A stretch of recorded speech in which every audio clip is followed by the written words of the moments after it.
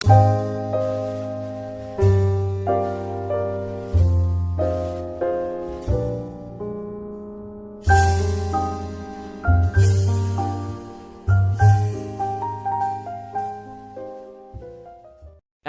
Lab में आपका स्वागत है। आज का विषय है नागेश्वर ज्योतिर्लिंग की महिमा। जय भोलेनाथ। इस लेख में हम आपको महादेव के ज्योतिर्लिंग नागेश्वर के बारे में बता रहे हैं। नागेश्वर का शाब्दिक अर्थ होता है नागों का ईश्वर, अर्थात शिव शंभू को यहाँ नागों का देवता भी माना जाता है। गुजरात के द्वारकापुरी से मात्र 25 किलोमीटर दूर प्रभु का ये नागेश्वर ज्योतिर्लिंग मंदिर अत्यंत सुंदर महिमाओं की एक खान है। मान्यता है कि जो भी अपने निश्चल भक्तिपूर्ण हृदय से मंदिर में बैठ प्रभु की महात्म्य कथा का श्रवण करता है, उसी क्षण उसके सभी पाप धुल जाते हैं। स्नेहियों, क्या आप जानते हैं नागेश्वर ज्योतिर्लिंग की उत्पत्ति के साथ कौन सी मनोरम कथा जुड़ी हुई है?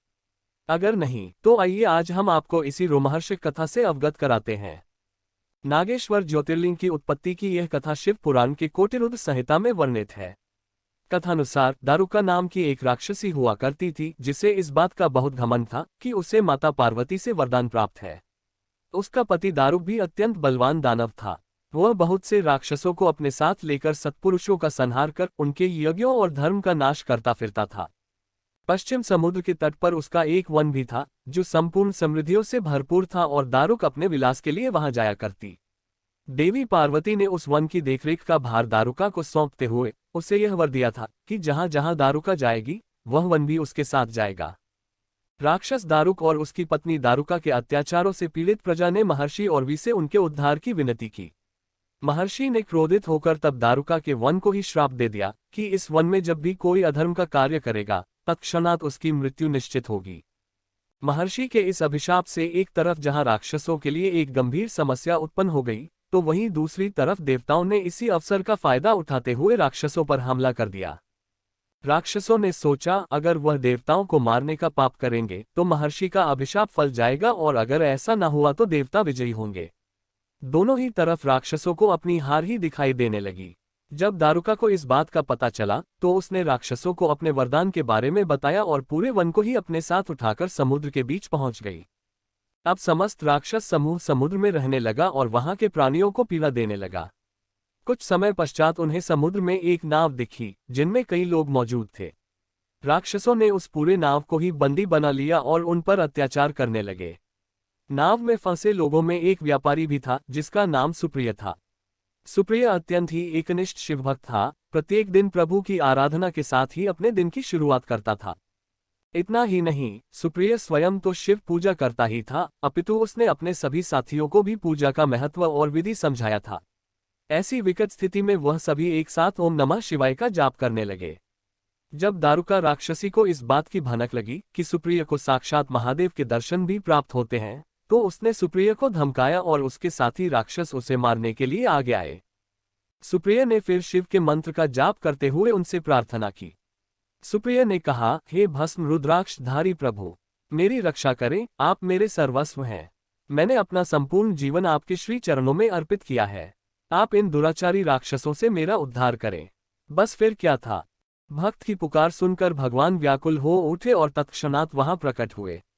प्रभु के साथ एक 4 दरवाजों वाला मंदिर भी वहां प्रकट हुआ, जिसमें एक ज्योतिर्लिंग भी मौजूद था। प्रकट होते ही प्रभु ने अपने पशुपतास्त्र से सभी राक्षसों का नाश कर अपने भक्त सुप्रिय की प्राणों की रक्षा की और उस वन को यह वरदान दिया कि अब से वहां सिर्फ सत्पुरुषों का ही विचरण होगा। ये सब देख अत्यंत भयभीत हुई राक्षसी दारुका माता पार्वती की स्तुति करने लगी, और जब माता प्रकट हुई तो उसने माता से प्रार्थना की कि हे देवी, मेरी और मेरे वंश की रक्षा कीजिए। तब माता पार्वती महादेव के पास पहुंची और उनसे कहा, स्वामी, आपका दिया हुआ वरदान अवश्य सत्य होगा, परंतु मैंने भी अपनी ही रूप दारुका को वचन दिया है कि उसके प्राणों की रक्षा होगी।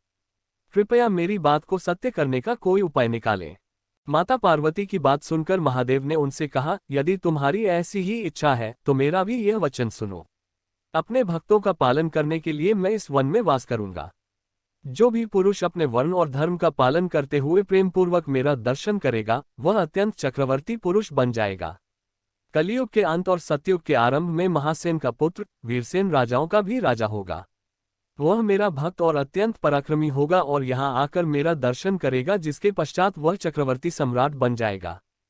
प्रभु की बात सुनकर तब माता पार्वती ने भी शिव शंभू के साथ वहीं रहने का मन बना लिया। तभी से प्रभु भोले भंडारी उस स्थान पर नागेश्वर ज्योतिर्लिंग के रूप में स्थापित हुए और उनके साथ माता भी नागेश्वरी नाम से वहीं अधिष्ठित हो गईं। वर्तमान में नागेश्वर ज्योतिर्लिंग के मंदिर प्रांगण में एक अत्यंत बड़ी और मनमोहक शिव की विशाल प्रतिमा है, जिस कारण कई मील दूर से भी प्रभु का मंदिर दिख जाता है। अस्वीकरण: इस आलेख में प्रदान की गई जानकारी सामग्री गणना की प्रामाणिकता या विश्वसनीयता की गारंटी नहीं है। ये जानकारी आपको विभिन्न माध्यमों, ज्योतिषियों, पंचकों, प्रवचनों, धार्मिक मान्यताओं, शास्त्रों से जानकारी एकत्रित कर भेजी जाती है। हमारा उद्देश्य केवल सूचना पहुंचाना है, पाठक या उपयोगकर्ता इसे सूचना के रूप में ही लें। अगर आपको हमारा ये प्रयास पसंद आया तो नई जानकारी सुनने के लिए जुड़े रहिए एस्ट्रोटेक लैब के साथ। Please share or like this video with your family and friends. Thanks for watching. Have a nice day. Best of luck. See you soon.